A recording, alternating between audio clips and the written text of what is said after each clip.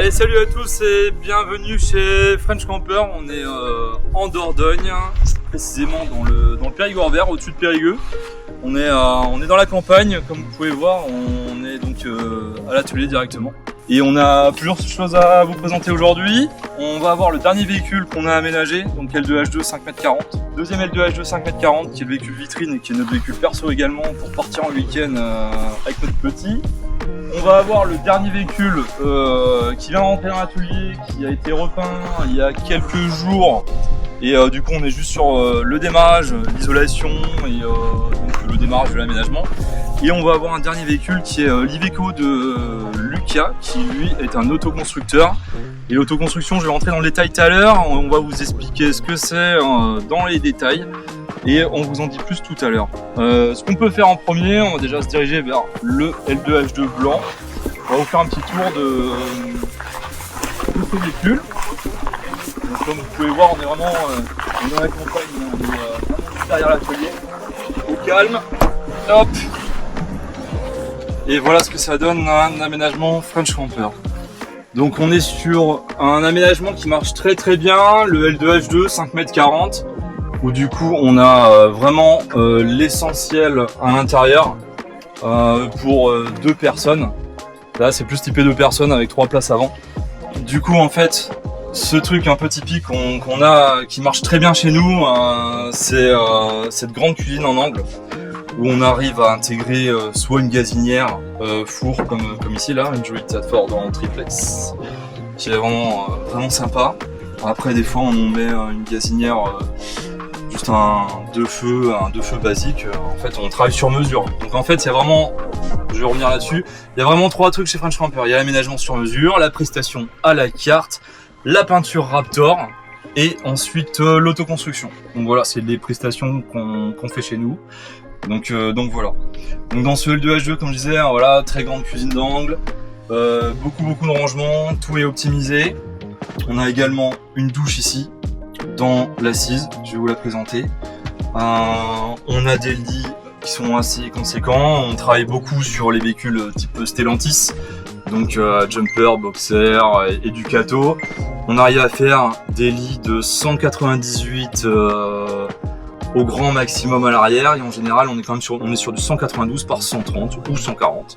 Ça dépend de la volonté des clients. Donc dans le L2H2 qui marche très bien chez nous, comme je disais, on a donc un petit coin repas qui est ici là. On va tout simplement en fait verrouiller la table de cette manière là. Donc on a quand même un bel espace ici là. Ensuite on va retrouver là à la demande de la cliente, tout à la demande des clients, donc il n'y a aucun aménagement chez nous qui est identique, même si maintenant on a quand même notre patte, si on a des similitudes dans ce qu'on fait. On retrouve quand même, voilà, il y a beaucoup de sur-mesure en fait dans ce qu'on fait. Donc là, ici, on a un grand tiroir de rangement. Les banquettes sont elles 100% rangement. Donc voilà. Petit interrupteur là pour allumer le 230 volts quand il faut. Tac. Tout est optimisé, monté sur des vérins histoire que ça tienne, qu'on soit pas embêté, quand on cherche quelque chose dans un coffre. Là les mousses sont noires parce que la cliente elle va réaliser elle-même ses tissus. D'habitude on le fait faire par un tapissier, ça c'est un autre métier, on touche pas à ça. C'est des vrais professionnels du tissu qui nous font les mousses et les housses. Donc voilà. Là ici comme je disais on a une douche dissimulée dans l'assise. Tac. Voilà, avec on a juste enlevé la planche. On va mettre un rideau ici avec des crochets. Là la cliente elle voulait le gérer elle-même parce qu'en fait elle avait une idée sur son rideau assez précise et tout. Elle voulait faire un truc sympa elle-même, comme elle gère un petit peu la couture et tout, on la laisse faire. Mais généralement nous on fait ici un système de velcro où du coup on vient accrocher un rideau en fait en forme de cône, et même moi qui fais 1m87 j'arrive à rentrer dans la douche. Là du coup comme on peut voir en fait on a un bac à douche sur mesure en PVC soudé en 15 mm d'épaisseur. Donc on a du solide, vraiment du solide, avec une bonde qui est usinée directement en fait dans le bac à douche. Donc, on n'a pas de risque de casse à ce niveau-là par rapport au bac à douche du marché qu'on va payer vraiment pas cher et qui va faire même pas 2 mm d'épaisseur. On est sur quelque chose de sérieux. pour l'eau, en fait, on a notre mitigeur en fait qui est ici, là, qui est un mitigeur en castrable. Tac. On a juste à le brancher et à tourner. Et voilà. On a une très très belle pression aussi. Donc voilà.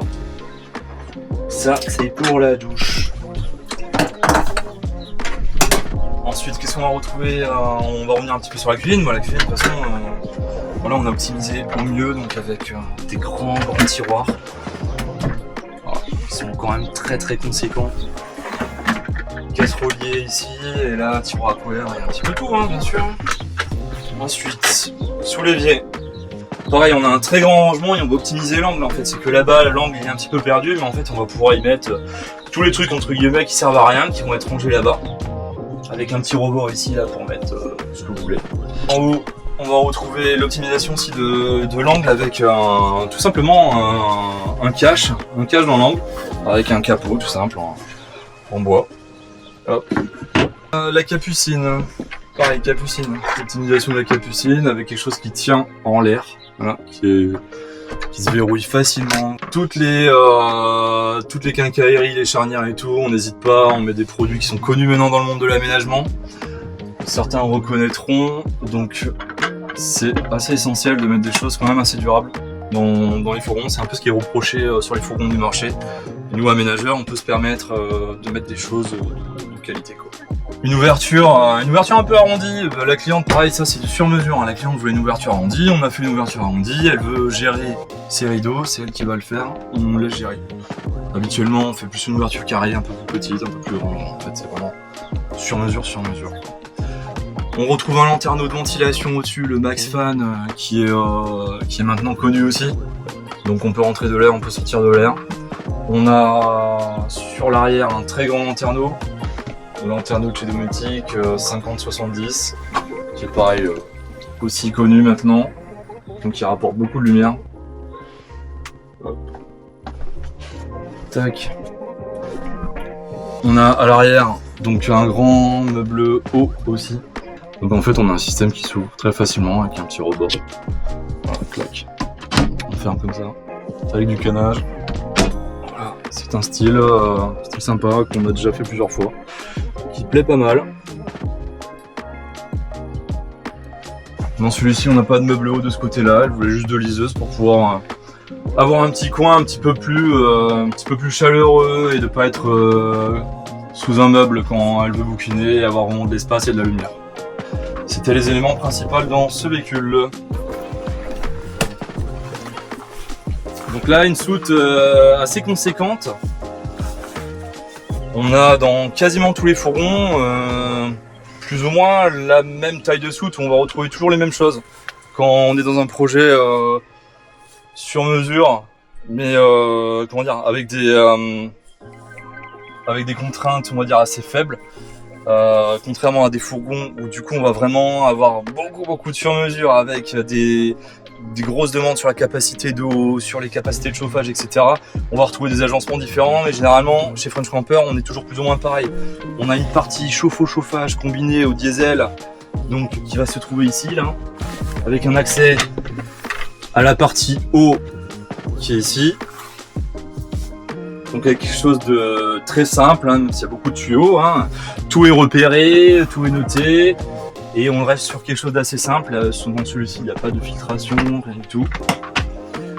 On a une capacité de 110 litres en réservoir d'eau propre, et on a 10 litres dans le chauffe-eau, ce qui nous fait quand même 120 litres d'eau propre, donc c'est déjà pas mal.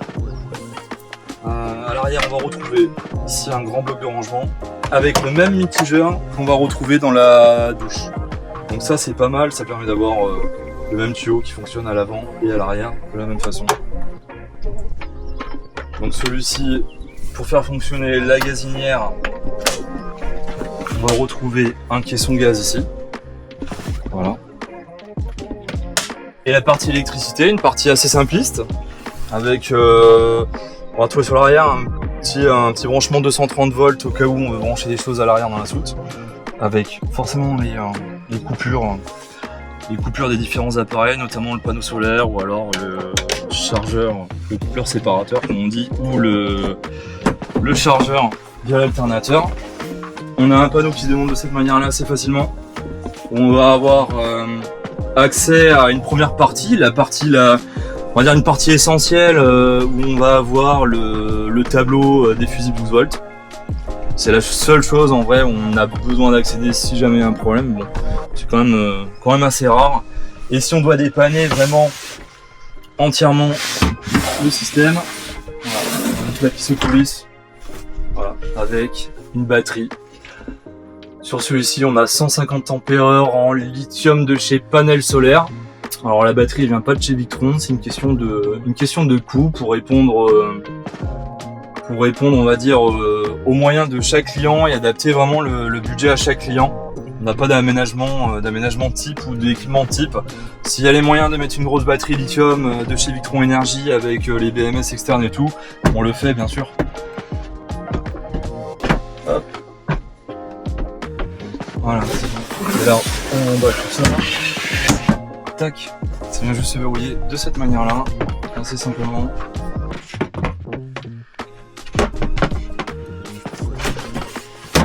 Et là, on verrouille. Et voilà. Et on est verrouillé. Voilà, donc voilà, je pense qu'on a fait le tour. Après, de toute façon, si vous voulez du détail, vous pouvez m'écrire, vous pouvez m'appeler. Moi, je peux vous dire, je peux rentrer dans le détail sans problème.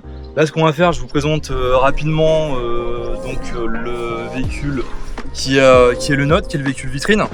Et ensuite, on va passer aux autres véhicules, histoire de ne pas faire une vidéo non plus trop à rallonge. Allez, c'est parti.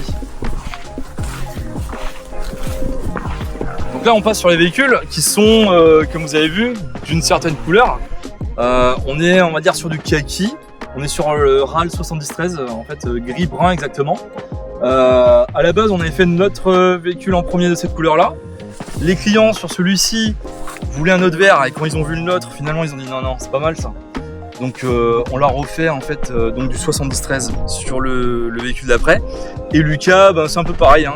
Quand il est arrivé dans l'atelier, il savait pas trop ce qu'il voulait en couleur.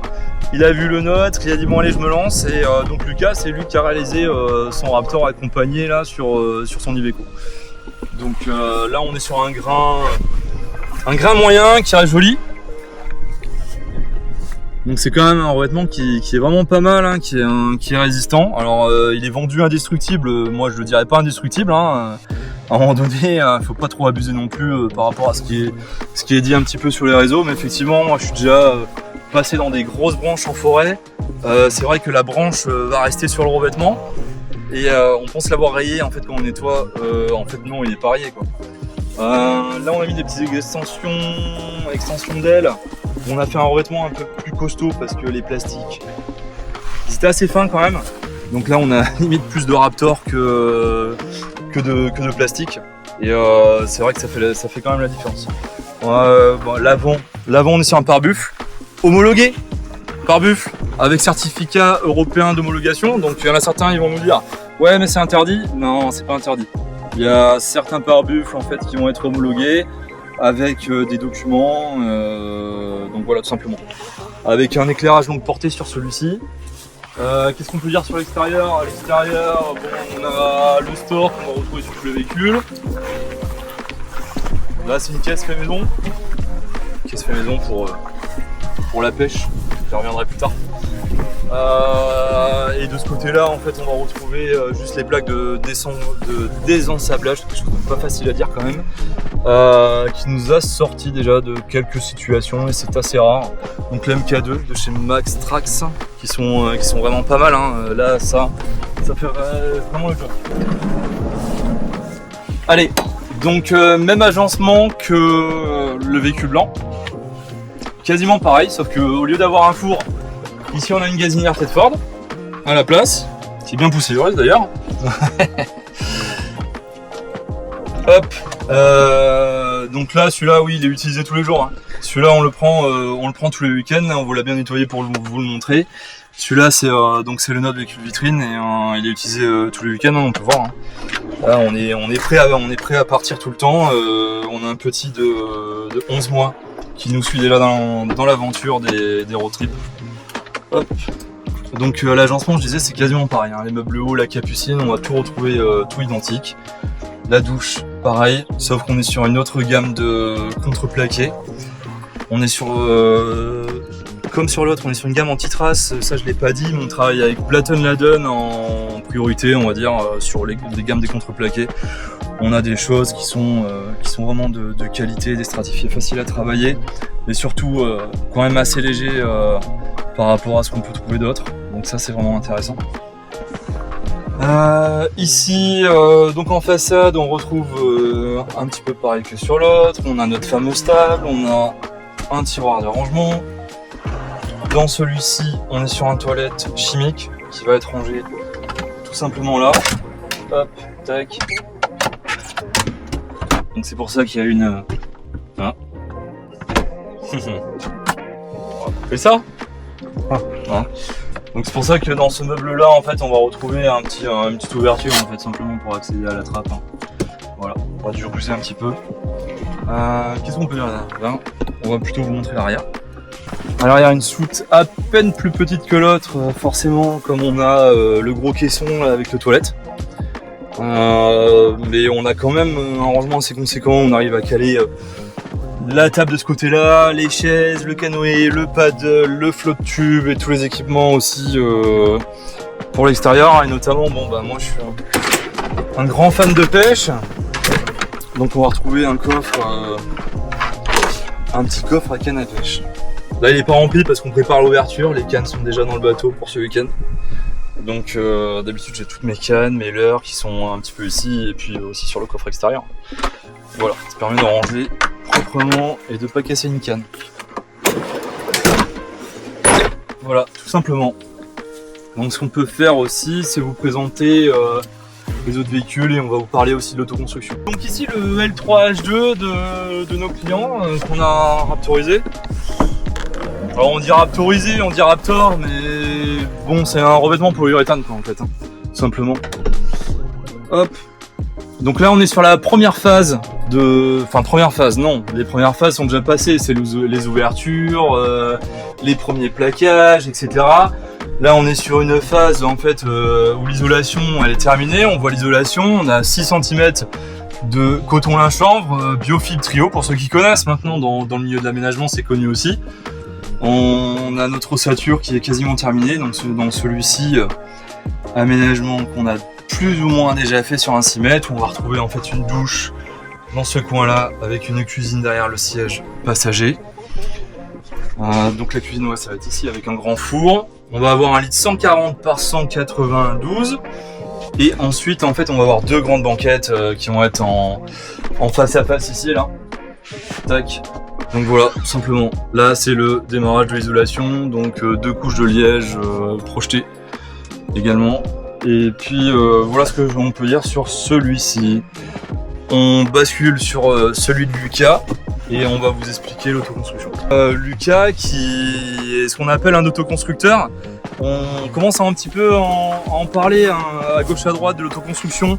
L'autoconstruction c'est quoi? C'est faire son véhicule tout seul mais accompagné. C'est l'autoconstruction accompagnée. Donc chez nous on a un espace dédié dans l'atelier où vous arrivez avec votre véhicule, avec votre projet, vous m'appelez, on voit un petit peu donc les faisabilités. Et l'idée c'est vous êtes acteur de votre projet, vous voulez gagner en budget, vous voulez surtout connaître votre véhicule par cœur parce que c'est pas un projet juste pour partir en week-end, c'est vraiment un projet de vie. Donc tous les autoconstructeurs qu'on a chez nous, c'est des gens qui veulent vivre à l'année dans leur fourgon. Donc à temps plein, c'est vraiment un changement de vie complet. Et là ça fait maintenant le 4e autoconstructeur qu'on a qui est dans cette optique là, donc c'est de plus en plus d'ailleurs. Et il y a des places à prendre pour cet été ou sortie de l'été d'ailleurs si vous voulez. Et donc là on a un véhicule particulier qu'on voit pas souvent dans l'aménagement parce que c'est pas le plus facile à aménager forcément.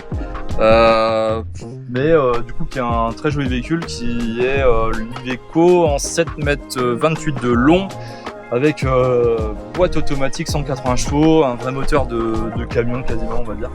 Donc quelque chose de costaud. Allez, je vous le montre vite fait et après on rentre dans l'atelier, on vous montre l'espace autoconstructeur et peut-être que Lucas va nous dire un petit mot sur son aménagement. Donc voilà. Là Donc il faut se dire que c'est quand même à la base un amateur qui a fait ce véhicule-là. Après, les gens, quand ils arrivent ici, ils ont plus ou moins des compétences. Des fois, ils en ont pas. Des fois, ils en ont. Et après, c'est à moi de guider les gens, en fait, d'expliquer comment on construit un véhicule. Donc moi, je suis là tous les jours dans l'atelier. Et je suis vraiment là pour guider, première étape, qu'est-ce qu'on va faire, pose de fenêtre, isolation, etc. Et dans chaque grande ligne, en fait, je vais être présent dans l'atelier. Forcément, je suis assez sollicité, donc c'est une prestation qui prend un peu de temps, mais je trouve qu'elle est intéressante sur le plan échange. Ça permet d'évoluer au niveau de l'entreprise, au niveau humain, au niveau plein de choses. C'est vraiment quelque chose qui est cool et qui permet surtout aux clients de gagner en budget, premièrement. Et là, dans un véhicule dans lequel on va vivre toute l'année, c'est de connaître son véhicule par cœur. On veut dépanner, et ben le véhicule, on l'a construit. On sait exactement les vis où elles sont, on sait exactement comment il a été monté, donc ça, c'est vraiment intéressant. Là, il lui reste à peu près 3 semaines de travail environ. Donc lui, c'est un aménagement, alors c'est pas que pour lui tout seul, il est accompagné d'un fidèle compagnon, donc Udi, donc qui est un joli berger hollandais qui prend de la place, donc il s'est fait un aménagement en conséquence aussi. Donc on a retrouvé un lit qui va faire 190 par toute la largeur du véhicule, donc je sais pas combien ça fait, mais ça fait pas mal. Avec une électricité donc ultra conséquente, parce que lui, il voulait la climatisation. S'il doit aller faire des courses et laisser son chien un petit peu dans le véhicule, ou s'il a un rendez-vous, laisser le chien à l'intérieur au frais dans la clim et tout. Tout est connecté, histoire de savoir si tout se passe bien. Donc il peut voir le chien en vidéo. Son installation électrique, elle est connectée. Donc il sait exactement qu'est-ce qui se passe à l'intérieur. Parce que s'il y a un problème et le chien est à l'intérieur, il peut pas intervenir. Ça serait un peu problématique. Donc en fait, tout a été réfléchi. Lucas a énormément passé de temps avant de commencer le projet, en fait, au niveau réflexion.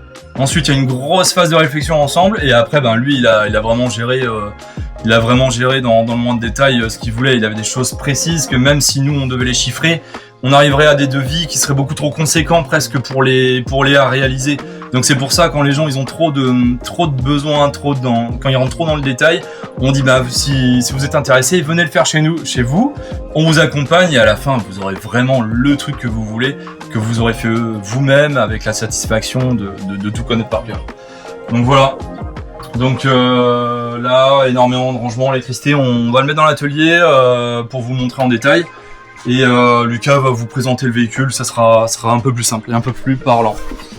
Donc voilà, on vous laisse profiter de cette magnifique vue sur le Périgord vert, où tous les matins on se réveille quand même.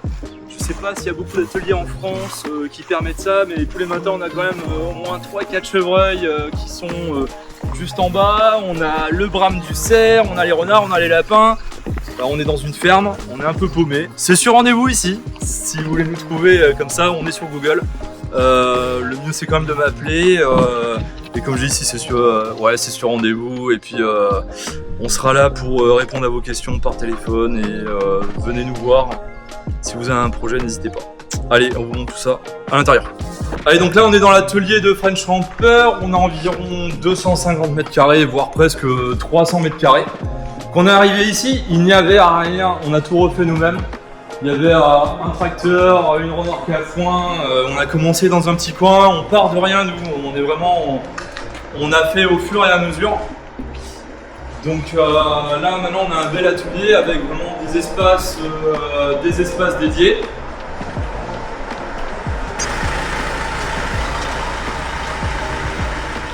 Donc là maintenant Lucas c'est comme s'il habitait ici. Hein.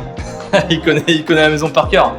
Là, donc, on va retrouver notre servante pour faire toutes les coupes et tout. De l'autre côté, il y en a un peu sur les tables, hein. Forcément, on travaille ici, on n'est pas là pour tirer les lentilles, comme on dit. Donc, Lucas, il a son coin ici qui est complètement dédié à lui. Il peut s'étaler un peu là-bas au fond. Moi, je vais gérer une partie des commandes pour lui. Je vais avoir le recul aussi sur justement quelle chose on va mettre dans le véhicule. Comme on a quand même un peu d'expérience, je crois qu'on est au 35e fourgon aménagé. À savoir que je suis co-gérant avec Hélène, ma compagne, qui a fait pas mal d'ateliers quand même, hein, qui était avec moi pendant 3 ans dans l'atelier. Là, on est dans la 6e année. Donc elle a fait 3 ans avec moi. Là, elle est un petit peu moins dans l'atelier parce qu'elle a une autre activité, mais elle continue à me faire de la gestion, me filer un coup de main quand il y a des coups de bourre et tout. Donc on est toujours ensemble. Donc voilà. Ensuite, qu'est-ce qu'on peut vous montrer? Lucas, il peut parler d'autoconstruction. Il va nous dire pourquoi il est arrivé là, comment ça se fait en faisant cours, en essayant de faire court. Bah, c'est pas compliqué, voilà. Moi j'ai rencontré Jonathan parce que je cherchais un aménageur au départ et en l'appelant il m'a proposé effectivement ce biais de l'autoconstruction que j'ai trouvé hyper intéressant étant donné que je voulais des choses assez particulières, donc il vous l'a expliqué. Moi c'est un fourgon dans lequel je vais partir faire un tour d'Europe, donc je vais vivre à plein temps pendant 1 an et demi, 2 ans au minimum. Et j'avais une contrainte qui est mon berger hollandais, mon chien, donc il fallait quelque chose assez optimisé par rapport à ça. Et du coup, je suis arrivé le 15 novembre. On a commencé déjà par faire la peinture. C'est quelque chose que je connaissais parce que je l'avais déjà fait auparavant. Donc il m'a proposé de le faire ici accompagné parce que le fourgon était beaucoup plus grand que mon précédent. Donc on a commencé par le peindre et puis après on s'est mis effectivement sur l'aménagement. Donc encadré, avec les bons conseils parce que la théorie sur le papier c'est une chose, dans la pratique, le retour d'expérience qu'il a par rapport à ses clients et les vannes qu'il a déjà fait, c'est hyper intéressant. Et du coup, on est 5 mois plus tard, on arrive à la fin, ça y est, ça se termine, donc un lit qui va être posé d'ici quelques jours et puis quelques bricoles et détails à finir, mais ça a été beaucoup de boulot, mais je pense que le résultat est pas trop mal. Ouais, bien sûr. Là, le but, c'est vraiment en fait d'avoir un résultat professionnel à la fin. Franchement, à la fin, des fois, là, Lucas, ce qu'il a fait ou d'autres, ce qu'ils ont fait, on peut rentrer dans le détail, on peut regarder. Franchement, c'est plus que bien, quoi. C'est professionnel. Quand les autoconstructeurs, on croise du monde sur les routes, des fois, on leur dit, c'est qui vous l'a fait? Non, c'est moi-même qui l'ai fait. Donc c'est vraiment une grosse satisfaction. Et en termes de temps, ça fait peut-être 6 mois qu'il est là. Mais si on est tout seul, livré à soi-même, à aller traîner sur les forums et les réseaux, on sait ce que c'est. Hein. On sait plus qui écouter, on sait plus quoi lire. C'est un peu le bordel. Donc c'est pour ça que là, l'autoconstruction, on gagne quand même, on gagne du temps. Moi, j'en connais. Hein. Ça fait 1 an et demi, ils sont sur la construction de leur véhicule. À un moment donné, ça devient un peu chronophage et ça devient compliqué à gérer dans la vie du quotidien. Là, les gens, ils sont là pendant 6 mois. Par contre, il faut être disponible le matin à 8h. Il est là avant moi, il est là après moi. Les week-ends, 171e jour d'affilée que je suis ici. Après, l'avantage aussi, c'est qu'on peut bénéficier d'un atelier où on a quand même du matériel de qualité aussi pour travailler. Ouais. Moi qui bricolais beaucoup, j'avais un garage, donc je sais ce que c'est de travailler avec des bonnes machines. Et surtout, ça permet d'avoir des définitions qu'on ne peut pas avoir chez soi parce qu'on n'a pas tout le matériel nécessaire pour l'aménagement. Que ça soit une défonceuse pour incorporer de la LED, des coupes propres avec des machines de qualité professionnelle. C'est vrai que ça, c'est des choses qu'on ne peut pas forcément, qu'on n'a pas chez nous. Et donc, du coup, le fait aussi de travailler dans un atelier qui est complet, avec du bon matériel, c'est hyper important pour faire du travail aussi de qualité et qui se rapproche d'une finition professionnelle. Le fait de travailler dans de bonnes conditions, c'est un vrai plaisir aussi. Donc, ça, c'était important et c'est vrai qu'ici, le cadre de travail est quand même assez plaisant. Donc, ça, c'est hyper intéressant. Après, Lucas, il a pas de chance parce que il a un Iveco. Et comme il a un Iveco, on n'a aucun gabarit d'Iveco. Voilà. Donc en fait, tous les gabarits de porte, c'est moi qui les ai fait. Il a dû les faire lui-même. Il a tout construit lui-même. Hein. Là, on l'a pas aidé, hein, parce qu'à un moment donné, sinon on facture. Voilà. Donc pas de chance pour lui. Pas trop mal, hein. Ouais, pas de chance pour lui. Ouais, il y avait pas de gabarit. Alors que d'habitude, c'est sûr que si on partait sur un véhicule Stellantis, on a beaucoup de gabarits. Qui prennent les courbures, etc. On a une façon de faire pour faire l'ossature et tout. Donc on aurait pu gagner encore un peu de temps, mais c'est pas grave. Après, il s'est adapté comme il faut. Après, par contre, il avait un gros avantage, Lucas, c'est qu'il travaillait dans le monde de l'automobile et exactement dans le monde de l'électronique, reprogrammation automobile. Donc là, cette partie-là, qui est quand même ultra conséquente et qu'on voit pas partout quand même. Il y a des gros aménageurs qui ont fait des très belles installations. Là, on a quand même 3 batteries lithium de chez Victron Energy. On a 900 ampères de batterie. On a plus de 1000 watts en 200 watts de panneaux. panneaux solaires. Ouais. 1200. Ouais. Ouais, 1200 watts en panneaux solaires souples. Parce que là, il faut gagner un peu de poids aussi. Hein. On est sur des véhicules. On est un petit peu restreint par le poids, donc on a dû faire des gros compromis, des choix qu'on ne voit pas partout non plus. Mais là, l'électricité, on a quand même quelque chose d'assez impressionnant et de bien réalisé.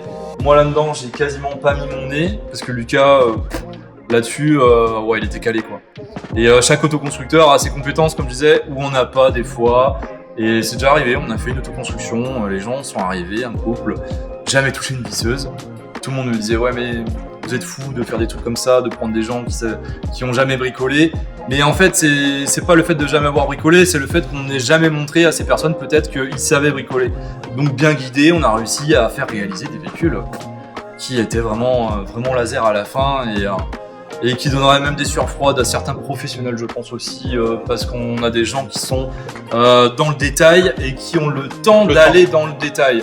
Nous, on a des prestations quand même assez détaillées, mais comme dit, si maintenant on devrait mettre sur un devis et une facture certains détails, on aurait des devis assez élevés, des factures assez élevées, alors que l'autoconstructeur, il a un loyer au mois, en fait, il a une caravane tout aménagée là-bas, dans laquelle il vit devant l'atelier, il a accès à H24 s'il voulait à l'atelier, et ce qui permet de gagner aussi en budget et d'avoir des détails voilà, ultra Et précis. de perdre notre temps sur effectivement des détails qu'on veut incorporer, qui seraient, je pense, des fois, en termes de temps, pas quantifiable, parce que j'ai passé des heures et des heures pour incorporer des choses. Et puis l'avantage, c'est aussi de l'autoconstruction, et on en revient, c'est pour les gens qui veulent connaître leur fourgon. Je pense que ça, c'est aussi un point très important, c'est que demain, en cas de souci, je sais exactement où j'ai mis chaque vis, chaque câble, chaque tuyau. Donc quand je vais y vivre à l'année, forcément, c'est très bien, on le souhaite pas, mais le van, c'est aussi quelque chose qui bouge, donc c'est quelque chose qui travaille, donc on est sujet à avoir éventuellement pas des gros problèmes, mais des mises à niveau de temps en temps ou des petites choses à régler. Et l'avantage, c'est que moi, du coup, le van, je vais le connaître de A à Z. Et donc, pour le dépanner ou éventuellement intervenir dessus, c'est toujours mieux que quand on nous livre un van et qu'on ne sait pas bien sûr. qui est qui fait quoi et qui est où. Donc, l'autoconstruction aussi, c'est ça qui est l'avantage, c'est qu'on sait exactement ce qu'on a fait, comment on l'a fait, et on sait à quoi s'attendre après par la suite. Yes. Bon, je pense qu'on a fait le tour. Après, on fait des petites prestations aussi de temps en temps, comme là-bas. Là. Il y en a une qui se cache là-bas. Donc là, on a une petite caravane qui va destiner à aller faire des massages dans les domaines de luxe. Et normalement, on a quelqu'un qui se cache là-dedans. Ouais, elle ne peut pas se montrer, hein. C'est pas grave. Donc on a cette petite caravane sympa. On en a fait une pour le monsieur qui est derrière la caméra aussi là. Sylvain Expert Prod. Après, il a plein de noms, donc on mettra tout en description s'il faut. On a fait une petite caravane pour aller faire DJ et aller vendre des bières aussi. Donc allez voir ce qu'on fait. Et puis je pense que de toute façon on a fait le tour de tout. S'il y a des questions, vous nous écrivez, vous nous appelez, vous venez nous voir, etc. Et puis on en parle. Allez, à plus!